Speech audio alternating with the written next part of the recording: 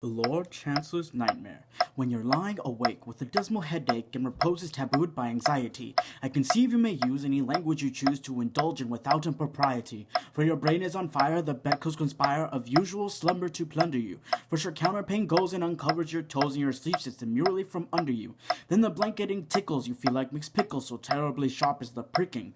And you're halt and you're cross and you tumble and toss, and there's nothing twixt you and the ticking. Then the bedclothes all creep to the ground in a heap and you pick 'em all up in a tangle.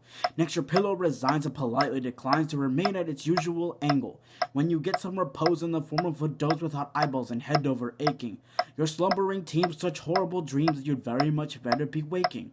For your dream you are crossing the channel and tossing about in a streamer from Hardwich, which is something between a large bathing machine and a very small second-class carriage. And bound on that journey you find your attorney who started this morning from Devon. He's a bit undersized and you don't feel surprised when he tells you he's only 11. When you're driving like mad with the singular lad by and by their ship's now a four-wheeler. You're playing around games and he calls you bad names when you tell him that Taipei's a dealer.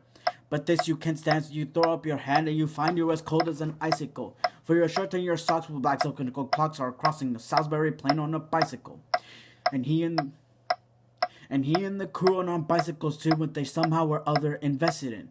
He's telling the lads that are properly clad of a company he's interested in. It's a scheme of devices to get at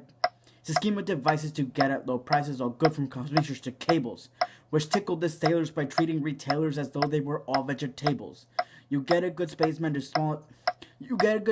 plan a small tradesman. You get a good spaceman to plan a small tradesman first take off his boot with the boot tree, and his leg will take root and his fingers will shoot and they'll blossom and bud like a fruit tree. From the Greek grocery tree you get grapes and green peas, cauliflower, pineapples, and cranberries, while the pastry cook plant cherry pandies will grant apple puffs in three corners and branberries. The shares are a penny and ever so many are taken by Rothschild and Baring. And just as a few are allotted to you,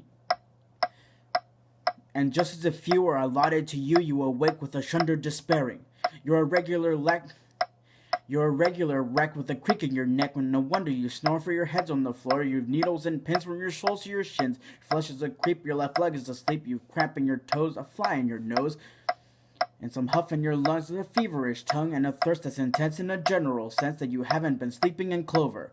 But the darkness has passed, it's daylight at last, and night has been long. Ditto ditto, my song, thank goodness that both of them over.